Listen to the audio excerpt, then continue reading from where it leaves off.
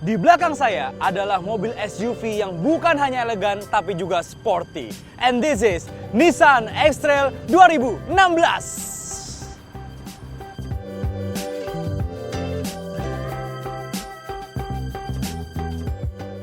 Sebelum kita mulai video ini, jangan lupa untuk klik subscribe button di bawah dan juga hit lonceng yang ada di atas supaya kalian tahu ketika kami upload video terbaru.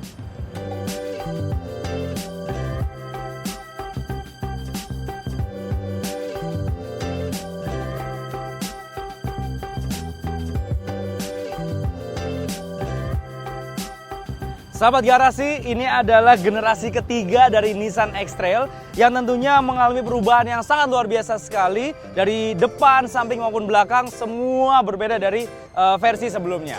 Nah, di bagian depan paling terlihat adalah ini V-Motion shape yang dimiliki oleh Nissan yang terus dibawa sampai generasi All New Livina yang terbaru. Itu desainnya seperti ini. Luar biasa sekali, ini dengan warna chrome-nya seperti ini, terlihat cantik sekali. Dan ini bentuknya juga sangat terlihat lebih kokoh dan jauh lebih muscular atau lebih berotot daripada generasi sebelumnya. Kita akan lihat di bawah tulisan Nissan ini, tepatnya di sebelah sini, ada kamera untuk kamera 360 atau bird view. Jadi sahabat garasi bisa melihat ada di depan, kiri, kanan, belakang objek apa yang akan menghalangi ketika parkir mundur lebih tepatnya.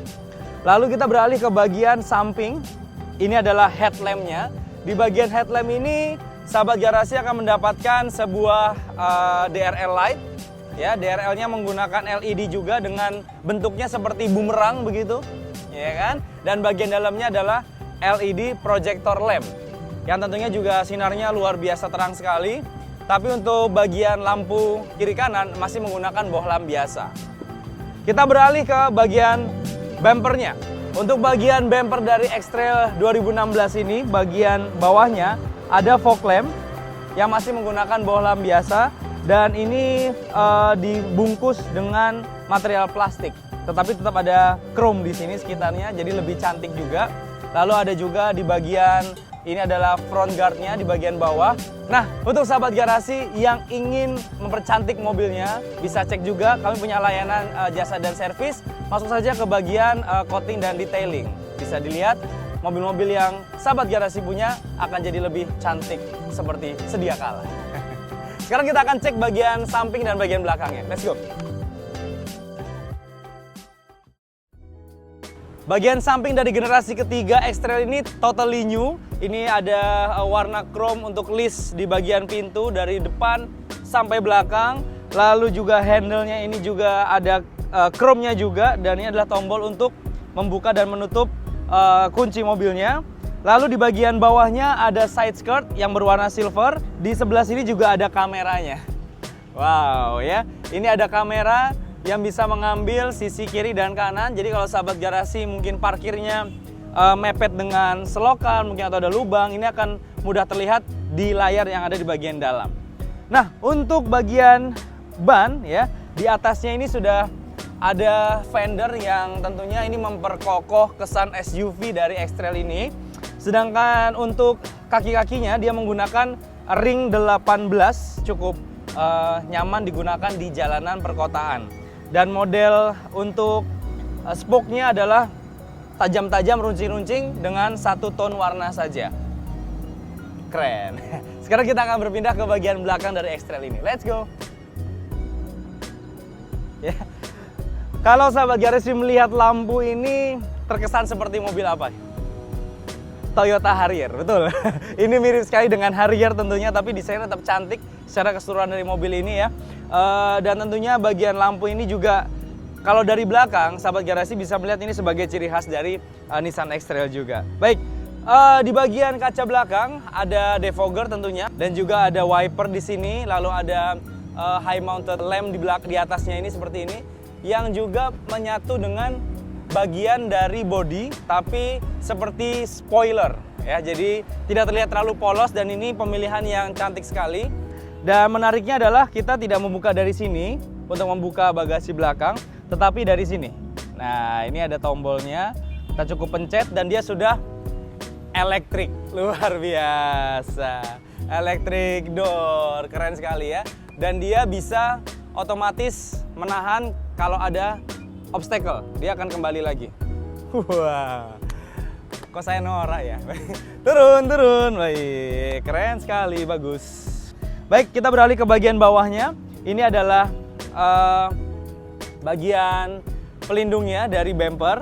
Di bagian ini juga dilengkapi dengan sensor parkir di belakang. Jadi selain sahabat garasi punya pandangan dari kamera yang ada di sini, juga ada suara dari sensor parkirnya. Dan ini ada sedikit hiasan yang cantik karena ini kameranya 360, jadi di sisi belakang ada 4 sensor yang tentunya membuat sahabat garasi lebih nyaman ketika parkir mundur, mengingat mobil ini cukup panjang. Sekarang kita akan beralih ke bagian interior untuk melihat bagaimana rasanya mengendarai mobil ini, bagian dalamnya apakah nyaman ataukah tidak. Let's go!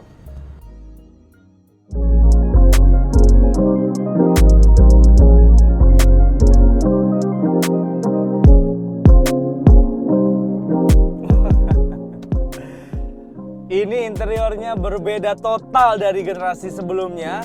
Sekilas ini seperti plastik keras, padahal ini adalah soft touch ya. Lalu juga di bagian ini juga walaupun warnanya hitam seperti ini, tapi ini bukan material plastik karena ini soft touch ya. Bagian yang keras hanya ada di panel ini dan juga di bagian handle-nya atau gagangnya. Nah, untuk steering juga ini keren sekali, modelnya seperti yang ada di Nissan Teana seperti itu.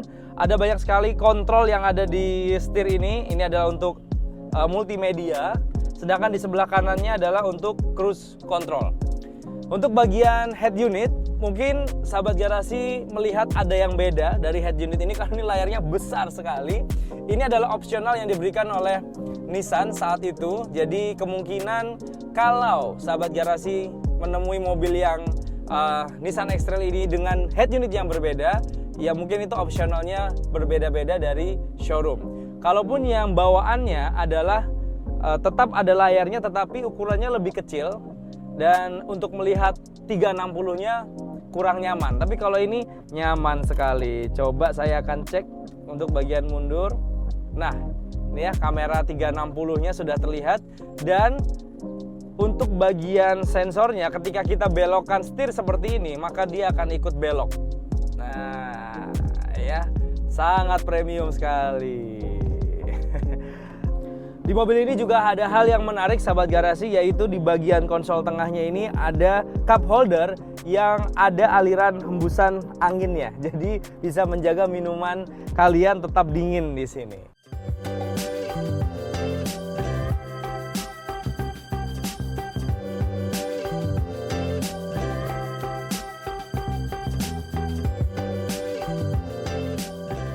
Wah, secara driving experience ini sangat nyaman sekali.